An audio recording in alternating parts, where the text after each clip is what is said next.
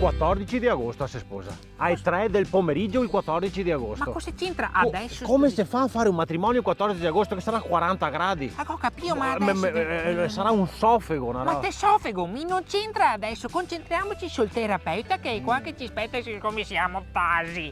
Prego, dottore. Allora, Duilio e Ines, oggi siamo qui immersi in questo splendido bosco per dare inizio a una nuova attività, una nuova terapia, la Green Therapy, la terapia del verde.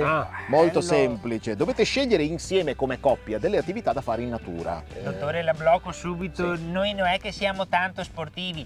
Io ancora, ma Duilio è uno che fa 3 km con 1 litro. Ma attenzione a non confondere lo sport con il movimento, perché muoversi in natura è una cosa che possono fare tutti, no? Dobbiamo scegliere solo l'attività giusta per voi. Allora io vi dico 4 elementi, così Sì. di getto. Voi senza pensare, mi raccomando senza pensare, scegliete quello che più vi appartiene, senza pensare. Dai che ce la fai anche tu allora, amore, senza pensare, sì. Fuoco, vento, terra, acqua. Acqua, Tite che hai detto acqua. Incredibile, dottore. Mi è venuta così. Hai che detto acqua? Sei dal battesimo che non beve acqua questo qua, dottore. Ho sbagliato? No, perché potete fare un sacco di attività legate all'acqua, non so, il kayak, la canoa, il rafting o anche semplicemente una passeggiata lungo il fiume. Ma è come il signore. Testerei sull'argine se me ne voluto andare dentro l'acqua, che sinto. Ah no, perché pensavo che... No. infatti... E quindi cosa aspettate? Scegliete una bella domenica di sole, prendete e andate. È bello, è sano ed è anche gratis. Vero?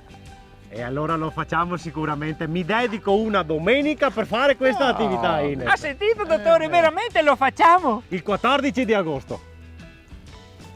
Duilio, con te in mente di parlare? Tasi. Perché parlarne quando puoi farlo davvero? Scopri il parco del fiume Sile. Bici, escursionismo, canoa, gite in barca, proposte didattiche e molte altre esperienze a contatto con la natura.